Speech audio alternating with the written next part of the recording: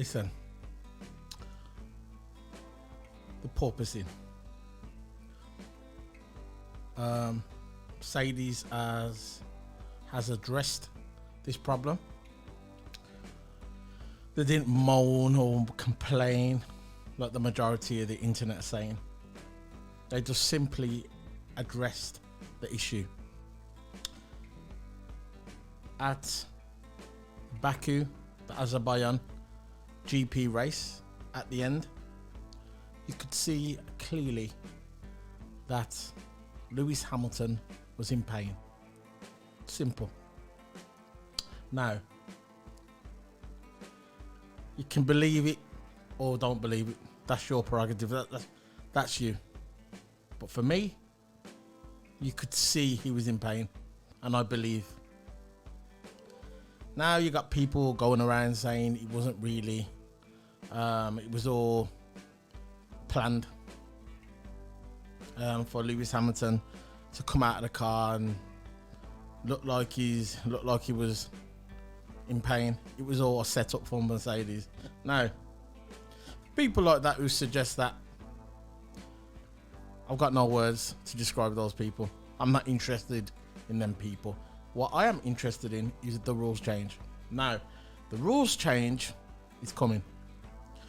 Now, a lot of people are going around, and even Ted Kravitz on Sky Sports and Martin Brundle, they're saying this might make Mercedes car worse. This new regulation that they're bringing in, the floor, so they can go a bit higher.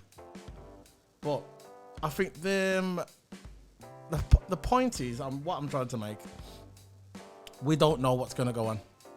We do not know what's going to happen with these new FIA regulations that they're bringing in. I'm not sure it's going to happen at the Canadian Grand Prix tomorrow. I'm not sure. Well, it's today now. Practice, because it's Friday, early hours of the morning. We do not know how it is going to play out. We don't know. All we've got to do is just watch the Formula One Grand Prix, watch qualifying, and in the next couple of races we'll know where we are. There's too many people online are trying to get clicks and likes and recognition because this is the latest story. I could have brought this story, I could have made this video yesterday when it was all coming out yesterday, but I didn't. I waited till the facts was out there. Now I'm doing my video, and that's it. It's very simple, really. We don't know what is going to happen with these new regulations. Ted's got an opinion, Martin Brundle's got an opinion, I've got an opinion, and you guys have your opinion. This is how it works. We engage in conversations on Twitter. We engage with people in real life. If you meet Formula One fans in real life, and I meet a lot of Formula One fans in real life, and I've had hundreds and hundreds of discussions, debates, and at the end of the day, I walk away, he walks away, or she walks away. I respect her opinion, and she respects mine. We don't have to always agree. That's what I'm trying to say. We don't always have to agree on a subject. But what it boils down to is, we'll see what happens. George Russell saying he welcomes the change. George Russell. He welcomes the change of the new regulations coming in this week. Well, I'm not sure if it's this week or the 2 weeks after Silverstone. But the point, look, let's just relax. Let's just see what happens, and we'll know by either Canada or Silverstone what's going on.